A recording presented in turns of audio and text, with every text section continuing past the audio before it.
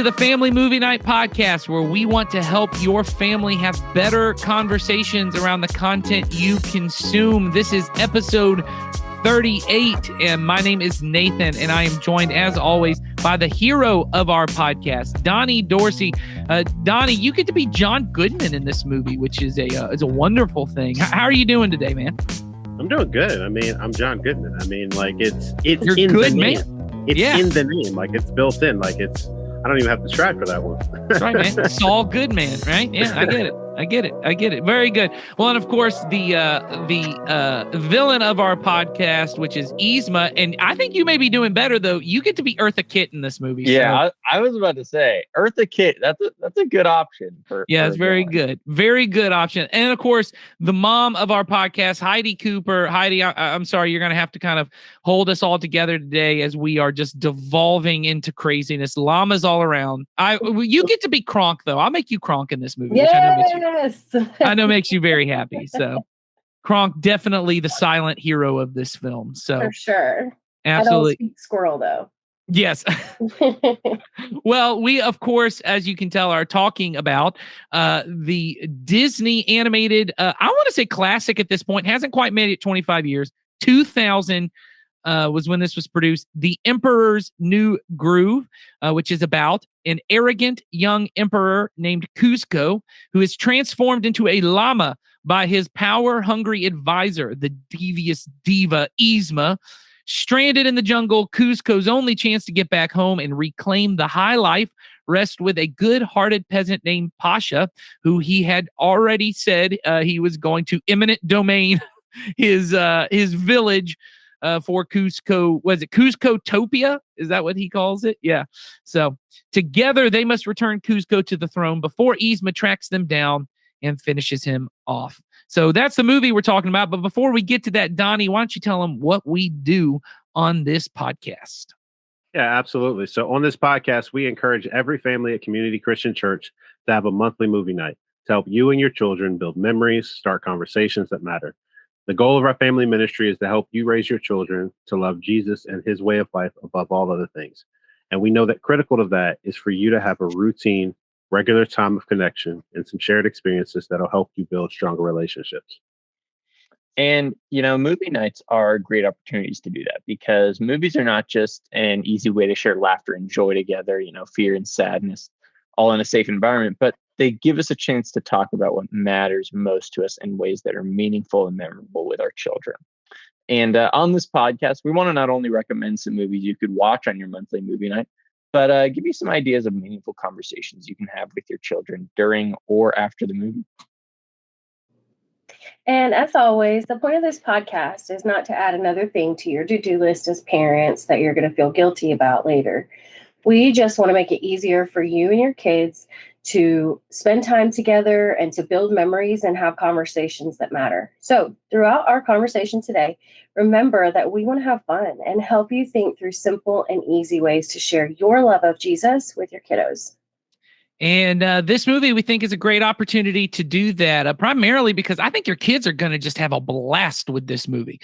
This movie is fun. It is funny. I remember going to see this movie in theaters as a whatever would have been 10 or 11-year-old, just hanging out at the theater, watching this movie with my parents, but also then later with my friends. And just, I think I quoted a ton of this movie as a kid. It's just really fun, really funny, and has a really important theme for us to talk about with our kids. But first, let's just talk about what really works about this movie. So, Donnie, why don't you start us off, man? You're the hero of our podcast. What do you think? Did you watch this with your kids?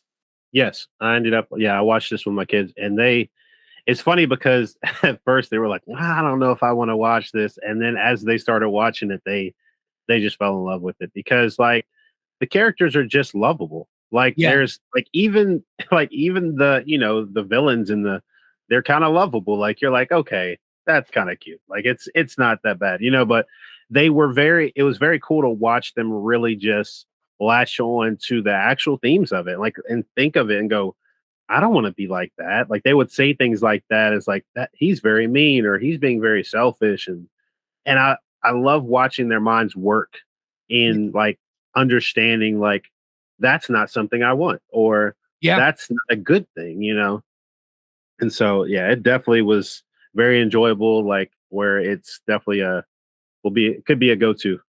Yeah, I think so. My kids love it. There's a on Disney Plus because now you have access to all that stuff. They also have Emperor's New School, which was a animated show they had for about 2 years on Disney Channel, which is about it's a bizarre concept. It's a prequel of Cusco being in school, and I'm like, you have to go to school to be an emperor? Like, sounds very strange. And he falls in love with another like student who's not in this movie. So I don't know how that works, but they love that. They love Kronk's New Groove, which Heidi, I'm going to go ahead and suggest for you. There's a whole Kronk centric movie. So and there you go. I'm here for all of it. I'm sure. So Heidi, why don't you talk about it? Did you watch this with your kids? Did they enjoy this? Yeah.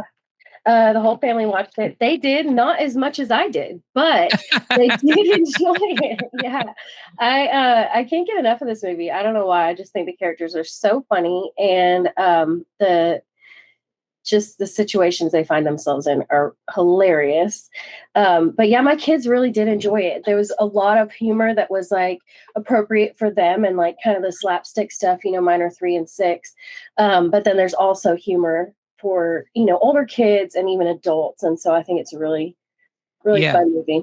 Yeah. Well, and it is one where this movie I remember kind of being maligned a little bit, whereas and it still kind of is. This is the period, and for Disney animation that is kind of referred to as the Dark Ages that Hercules kind of brought in. That after Pocahontas kind of was the beginning of like, oh, the Disney Renaissance is over. They're not going to be able to do great films every time. You have this.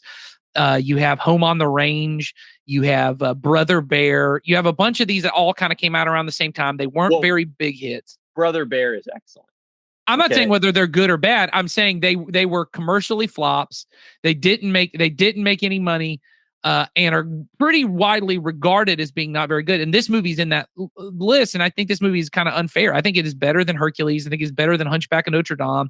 I think it's better than like most of those kind of things. It's just a very fun movie that really has a really good message for kids.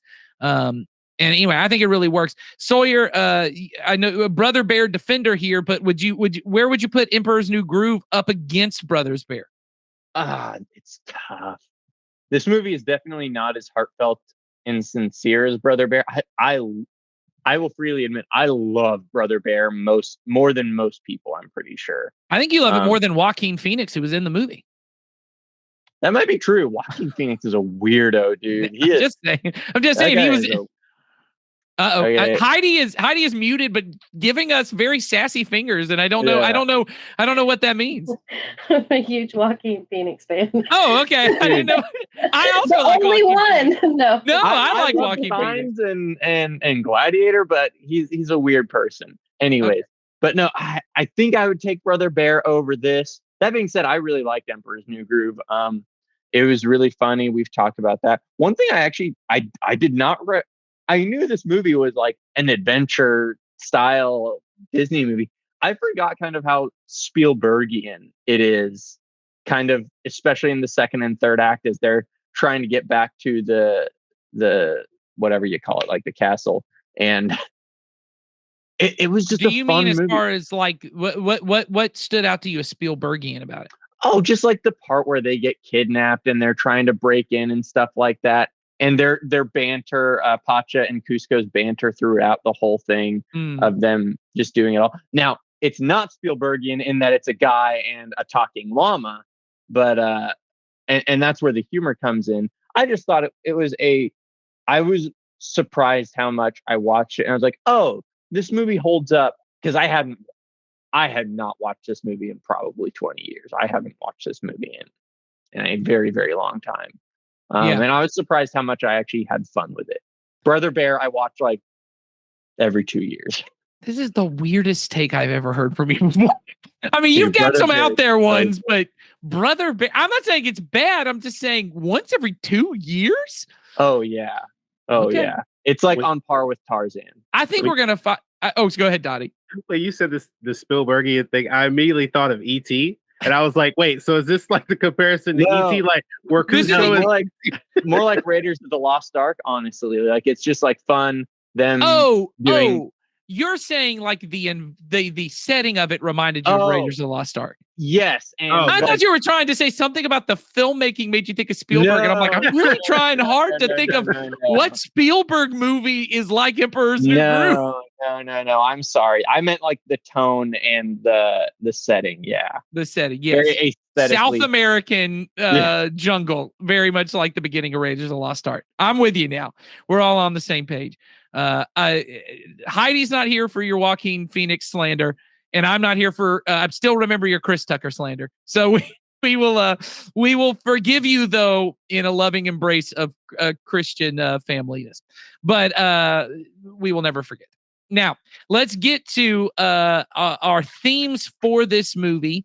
And why we think this movie works. And the benefit of this movie is very much a child's tale because the moral of the story is pretty much written upon it in the sense that this is called The Emperor's New Groove, which is a play on the Emperor's New Clothes, which is the same kind of thing of a very arrogant emperor gets transformed. And this in Emperor's New Clothes is they convince him he's wearing these beautiful robes and these beautiful, things, but he's walking around naked and everyone can see that he's naked. He's the only one that thinks he's wearing something. In this case, you have an arrogant emperor who only thinks about himself. It only cares about his power, his pleasure, what he gets out of life. And in this case, he is humbled by the fact that he is turned into a llama. Now, he is accidentally turned into a llama because his advisor, Yzma, is trying to murder him, but that all gets bungled, and he becomes a llama instead. But the messaging we think that is really important to talk to is how well this movie is almost a cautionary tale of what Jesus teaches us, which is to take the path of humble, others focused, look to the interest of others, not self-interest, but others focused, self-giving, self-sacrificial love. And if you don't, you become a lot like Cusco, who has all of this power and all this might, but eventually gets turned into an animal. And there is a way in which we as human beings, we won't get physically turned into animals, but we devolve into almost animal-like self-interest. And now that's really deep. And so the movie kind of gets us to be able to talk to our kids of, hey, this is what happens when you only care about yourself, when you only think about yourself and you don't think about other people. So let's get into that conversation. And Donnie, you wanted to talk about, and I think this is a good point, is kind of the way that the character, John Goodman's character, Pasha, kind of works as almost a foil, like he's a mirror image of Cusco. Cusco is totally self-focused, and Pasha is this really kind and generous person, even to Cusco, who wants to take his land. Like he helps Cusco. So, Donnie, you want to talk about how you said you actually had a conversation with your kids about this idea. So why don't you talk about that first, and then maybe how we can do the same thing.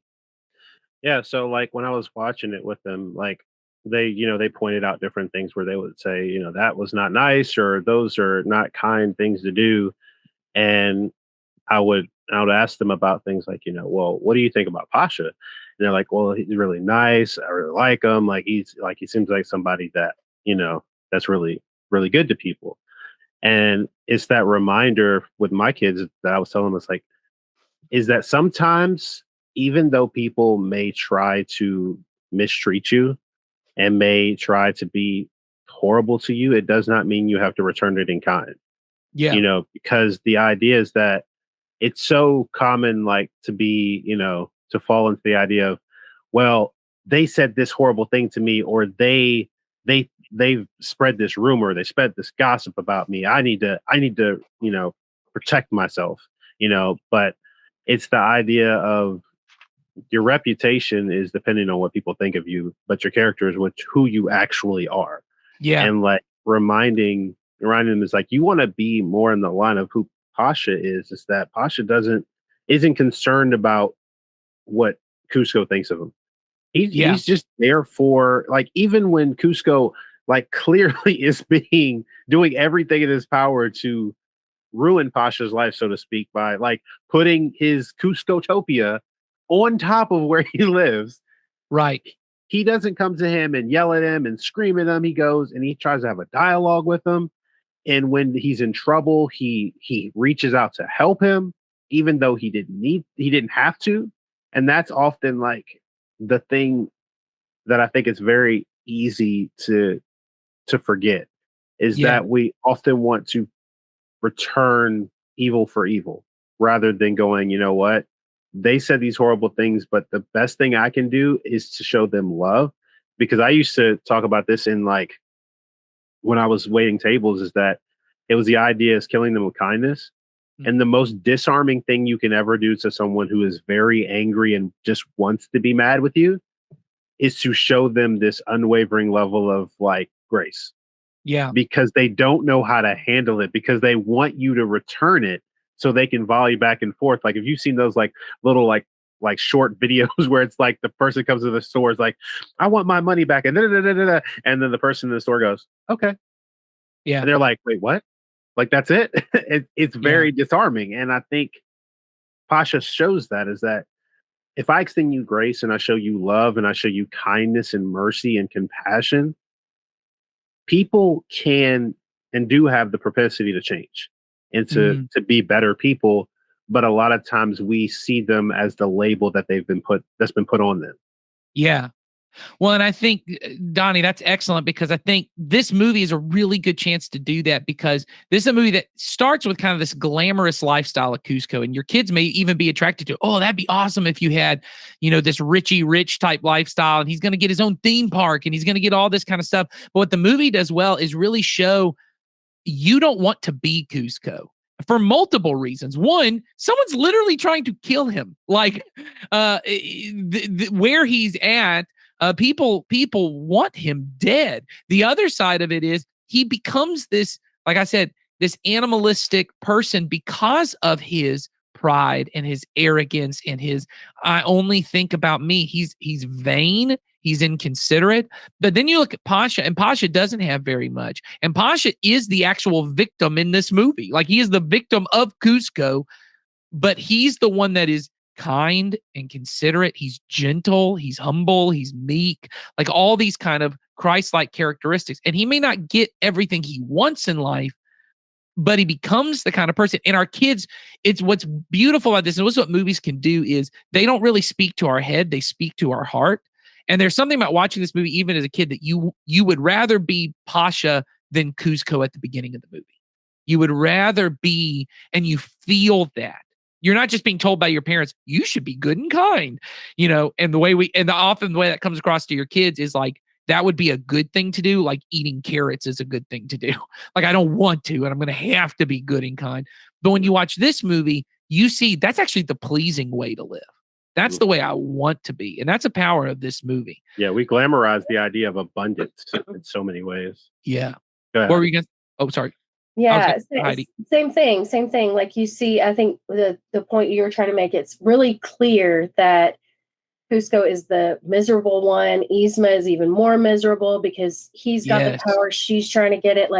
But you see Pasha and his family, you see them interact. Like they have a small, little area, middle of nowhere, all of that, but they're so content.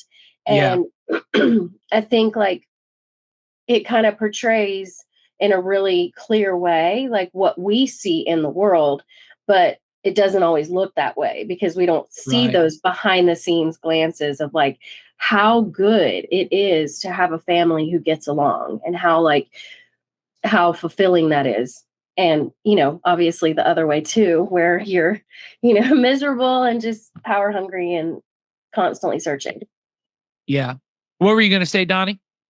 Yeah, I mean, because I was talking about, it's like we glamorize, or the world glamorizes like the abundance of things, of having everything. It's like, oh, I got all these cars, I got these houses, I got all this money, and not realizing that a lot of times the reason for that is a lot of times it's a seeking for something else. Yeah. And because there is no cap to where you can go without at some point taking from others in a certain way. Yeah. But you live in a way like how Pasha is, in that meek way. It's like that idea of, the conversation when the rich man goes, hey, how do I get into heaven? It's he's like, give away all your possessions and then follow me. And he's like, and that's more like how, Cusco is. He's like, I Yeah. don't know. I don't really need that. I'll just take my Cuscotopia. Whereas, Pasha's very much more like, I have what I need. I have everything I could want. I have a healthy family. I have a place to live. And like, he has that can, like what Heidi was talking about, is he's very content. And I think Yeah. it's something we all want, is that contentment with what we have, and whether it be things we have or just the people we surround ourselves with. Well, and I think this movie. So you brought up the story of the rich man. Usually it's the rich young ruler is how it's often described. Who comes to Jesus and says, "How do I gain eternal life?" And Jesus says, he says, "Well, you've done all the commandments. I've kept all the commandments, all those things." And Jesus says, "Well, go and sell all you have and give it to the poor." And it says the man goes away sad. Now we don't know what he did, but it says he goes away sad because he had so many possessions. And then Jesus says how hard it is for rich people to enter into the kingdom of God. We overlook that part so often of he's saying, if my life is about the pursuit of wealth or power, there is something that happens to my soul. There is something that happens to me which makes it harder to find the kingdom of God beautiful. There is something in me that happens, and that's what happens to Cusco. He doesn't find gentleness and meekness attractive. Patience is not attractive. Getting what I want when I want it is attractive. And Jesus says that's the opposite of the kingdom. The kingdom is gentleness and meekness and patience, and you may not get what you want. And that's why Jesus says, and I said this to my kids, Jesus says, if you try to hang on to your life, meaning if you want to make life exactly what you want it to be, you will lose it. He says, but if you give up your life for me, for my sake, for following Jesus, for entering into the kingdom, then you will save it. And then he says, what benefit does it gain you? What benefit is it to you if you gain the whole world? If you get everything Cusco has, but you've lost your soul, you've lost who you are. This is a movie about a man who gained the whole world and he lost his soul. He lost who he was. And this is a beautiful thing. And here's the other part of it. Trying to hang on to your life and get everything you want out of life, and the idea that you will lose that is not just a Jesus-like good moral teaching that goes out. This is prophetic, because everyone knows this. When you get a lot of power, you don't ever want to give it up. And you are paranoid that someone's always coming at you. You don't trust people. You are constant people coming. I mean, this is every politician, right? You get enough power, you're constant. People are going to do that. You will lie and say whatever you have to do to keep it. You will do whatever. You will put anyone down you have to put down to keep them from coming towards you. And it's not just that. This happens in relationships. It happens in businesses. It happens in racism, sexism, classism, all of those things are, I need to make sure I'm on the top and you're beneath me. But what happens is, if that's the dynamic I enter in the world, everything's a competition. Eventually someone will be stronger than me because I get older and I can't defend myself as well. Someone will be smarter than me. Someone is going to be more maniacal. They're willing to do dirtier things than I'm willing to do. And that's who Yzma is. Yzma is the person who is willing to do what no one else will do. And she's going to kill him to get his power. And that's what I said to my kids, which is an intense thing to say to your kid. But if you make your whole life about, I have to be better than everyone else, and in particular, everyone else has to be worse than me, eventually someone will be prettier than you, smarter than you, funnier than you. That's a dangerous way to live your life. And Jesus goes, you could just give up that pursuit. You could just be passionate and go, I'm happy with what I have. I'm happy with where I'm at, and I want to be kind and generous and gentle. So any other ideas on this before we move to a different idea? All right. So I want to throw out this other idea that really stuck out to me in the movie and see what you guys' thoughts are on it. Cusco is the perpetual victim in everything. Have you ever watched this? Every time he's in the movie, he talks about how hard his life is. He is constantly victimizing himself. He thinks he's the most. And the whole time he's next to a guy that he is victimizing. That he is because of his arrogance. He is constantly saying, hey, I'm the one who has everything that is difficult. And I see this a lot in my children. I see it a lot in myself. But there is a way in which my kids constantly live in this state, which is everything's so unfair to me. My sisters are so mean to me. Everyone's so mean to me. Everything's so hard for me. And being able, part of that is at its nature pride, because it is me only focused on me. I used to say this to teenagers all the time. The person with low self-esteem often has a bigger pride problem than the person who has a healthy view of themselves. Because low self-esteem is, I'm so terrible, no one loves me, I'm ugly, I'm stupid, I'm whatever. But still, the only person you're thinking about is you, and how hard that is for you and how unfair that is for you. How do we help our kids? Because I think this movie is really about helping us to get a proper image of ourselves, a proper way of really viewing ourselves, because focusing on how hard your life is still a form of pride. It keeps you from being able to love and focus on others. So how can we have those kind of conversations with our kids of, hey, even if life is hard, even if things are difficult, Pasha's life was hard. It was difficult. He was still called to love other people. How can we have that conversation with our kids? I think, I mean, it starts with how you start your day. Because I think a lot of times the first thing we think about, and like I use an example of like how I can see the difference in my day to day when I started with like prayer, or I started with like reading my Bible, or the first thing I think about, even if it's not a prayer, I just go, thank you, God, for waking me up this morning.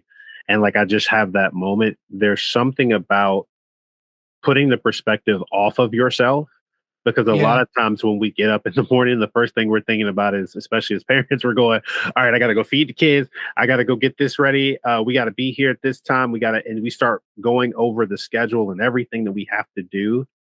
And it becomes about that.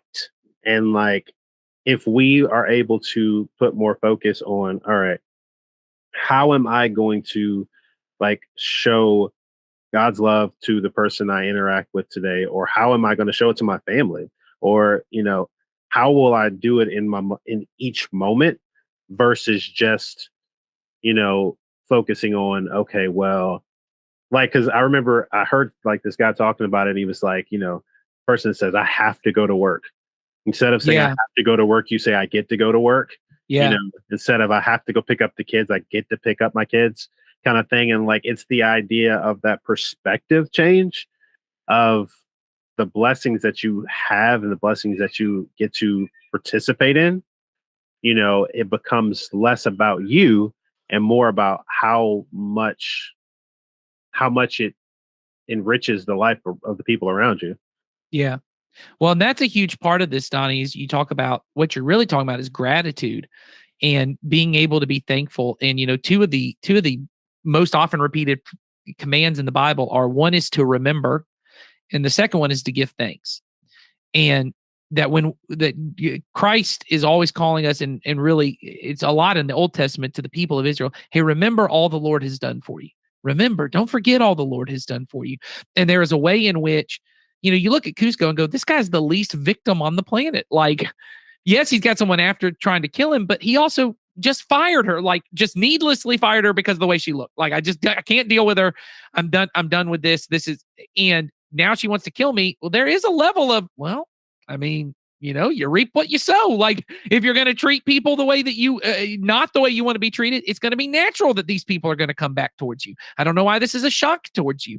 And so this is the least victim person. He has more than anything else. He's victimizing everyone else, but he is blind to it because he's also the least content, the least grateful. He's grumbling all the time. He's complaining.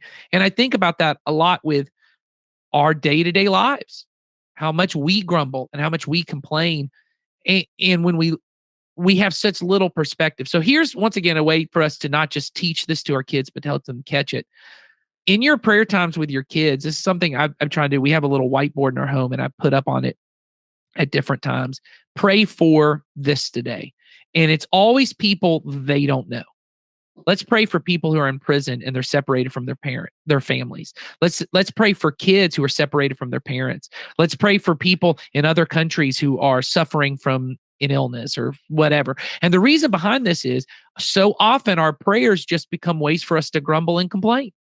And I pray for things, and I pray for other people, but they're usually people who are very connected to me. And the reason I'm praying that Mama doesn't get sick or that this person doesn't die. I do love that person, but there's a way in which I'm still I would feel so sad if that person was gone. And one way to really pray in a completely others focus is I just want to pray for people that I have no emotional attachment to. I don't know this person, but to teach our kids. And what that does is to say, no matter how hard my life is, I can always think of someone else. I can always focus on other people because it is very easy in our world and to really turn everything towards me and to make everything about me. And this is something we really have to help with our kids on. Any other ideas on this idea? I mean, this whole conversation kind of reminded me actually of something from Psalm 51 that I actually thought kind of just really applied to, I think, this movie, because I think about the character of Pacha, and especially in contrast with Kuzco. My dad always loved pointing out that there's a very distinct difference between happiness and joy is the thing. Kuzco throughout this movie is just in a constant pursuit of the biggest dopamine hit. He wants the best euphoric experience he can possibly have, whereas Pacha has a sense of joy. And I think about in Psalm 51, David is at his most miserable when he's writing it. Okay. He has no reason to be happy. And he writes in verse 12, restore me the joy of your salvation. Make me willing to obey you. And I feel like that's kind of the thing that's missing from Kuzco throughout this movie that Pacha has. He isn't exactly in a great situation. And yet he's choosing to have joy in spite of all that stuff. His resolve is not deterred by his physical material situation and stuff like that. Whereas Kuzco's is. Well, and that's something that once again, we help our kids with when we don't try to fix all their problems. And I know we hit on this in the last podcast a lot, but when I get to a point where I teach them that the way you have joy is sometimes you have to sit in things that are boring. And you have to be in places where, and there's I know a lot of psychologists, family psychologists hit on this of one of the best things you can do for your kids is let them be bored. Let them, because that's where creativity thrives. That's where problem solving thrives, is when they go, I have nothing to do. I mean, oh man, my mom, is that not the mom refrain of, if you're bored, I'll give you something to do. I'll give you something to do. But often what we do is, okay, well then take this tablet, because you're kind of irritating me by talking to me too much. Go take this and go in the other room. Or, hey, go do this thing. Oh, okay, well, we'll all go do something, because I don't ever want my kids to feel, and sometimes we don't even mean an ounce of sadness. I want them to feel maximum levels of happiness at all time. The truth is that's rooted in us, because I also want to feel maximum levels of happiness all the time. And so when I'm bored for a moment, I got my phone, I can pull out TikTok and just be scrolling. I don't ever have to be bored. And whenever I'm feeling sad, there's always food I can buy that makes me happy. And I can always go out and get some kind of comfort food to do this. I don't ever want to have to feel an ounce of, and I wouldn't even say maybe unhappiness is a better way to say it, which is, it's not even sadness. I'm not sad. Nothing bad has happened. I'm just unhappy. I'm not happy. I'm not feeling a dopamine hit right now. So I need to have that. And to be able to help our kids go, hey, look, part of us developing into people. And I said this to my kids the other day, and I realized, I think we miss this. I miss this a lot as a parent, which is being a parent is a sacred calling. And maybe you ended up as a parent and it was not your plan to be a parent at that time, but God is calling you because of the responsibility he has given you to a sacred calling, which is our goal as parents is not to help our kids reach their maximum potential as a human being. It is not to make them as happy as they can possibly be. It really is to help them, give them the proper environment, and as best as we can, help to shape them into people who will learn to love Jesus and his way of life. And so often the things that we're doing of fixing all their problems, stepping in and making sure they're never unhappy, making sure they never have to solve their own problems, it is counterproductive. Those are the times where you build character. And we all know that. The times where we really grow character are through struggle. They are through adversity. They are through things not going my way. That's when I develop patience. I develop patience when things don't go the way I want them to go. And I have to kind of sit with it for a while. That's how I develop humility, is when I suffer a little bit and I realize, oh, other people are suffering too. And I don't let it turn in on me. And I think this is so critical to us with our kids. This is not, once again, we don't want to make these movies just things you talk about, but to give us a chance to say, how do we develop this with our kids? So I think all of that is huge and it'll help. But we don't want to end on just a heavy thing. So would we all agree in Disney villains, Kronk and Yzma as a duo might have to be in the top 10 of Disney villains? I mean, I'm trying to think who's knocking them out. And if anyone says Scar, you got to get off the podcast. Scar. Oh, okay. Hold on. Scar is not, I knew this was going to happen. I knew it was going to happen, Sawyer.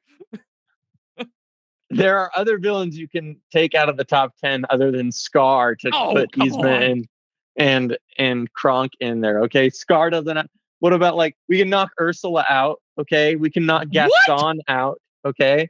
Oh, well, Gaston's not in the top 10. I know. This is canonized, man. We know this. This is official. I'm just saying, Sid's the most concrete. We got to give Sid the most concrete, but. Hey, are you talking about Sid from Toy Story? Yeah, he's a Disney villain. All right, I'm just saying this. I don't know. You're villainizing the whole podcast right now, and I'm not sure I'm okay with it. What I was going to get to before we have this just intense. I mean, I am burning with the rage of 1,000 suns right now. I just want you to know. But what I want to say was, Heidi mentioned this earlier. What are some of the best Kronk moments in this film? Because Kronk knocking it out of the park throughout this movie. So who wants to start best Kronk moments in this movie? Heidi, you unmuted. You were ready. Yes. He was just so determined to have everybody taste his dessert. Yes. And I love him as a chef in general. Like any moment where he's playing a chef, like in this movie or talking about food is my favorite. Well, I will say, Heidi, after the many conversations you and I have had about food, I thought this is a Heidi spirit animal right now. Yes. Yes. Honestly. Well, just how concerned he is with the food in general. Just how that scene where they're trying to poison Kuzco, and he can't focus on it because he so badly wants everyone to taste the little appetizer he brings out, the little puffs, the little what is it, like spinach and artichoke puffs or something? Yeah. Yeah. Absolutely wonderful. Anybody else moments from Kronk that just stand out? I think the one that I thought of was when they're supposed to break down the door and Kronk is like, this is hand carved mahogany. He's over here appreciating the door. He's like, and she's like, knock the door down. Like, but it's so pretty. Yes. And Sawyer, you got something? I would simply say anytime that he and Yzma are interacting, like in my brain, I'm just like, this is like a match made in the depths of hell. Like, because Kronk is this really wholesome character, and he's like, and he's obeying Yzma even, and Yzma's just like absolutely mocking him, and not mocking, like I guess belittling him, and it's just, I love every second of it, especially the mahogany scene. I was actively laughing out loud last night when I watched this. Very funny. And we think you're going to have a great time with this movie, but we also think you're going to have great conversations. And most of all, whether you watch the movie, whether you have a conversation with your kids about this movie, that you would help your kids learn to take the path of others focused, selfless, self-giving, self-sacrificial love, which is seen in gentleness and kindness and humility, and that you would help grow that in your kids, because this is what it means to follow Jesus and to live in his kingdom. And we want to help you and your kids learn to love Jesus and his way of life even more. So I hope you'll see us next time on the Family Movie Night podcast.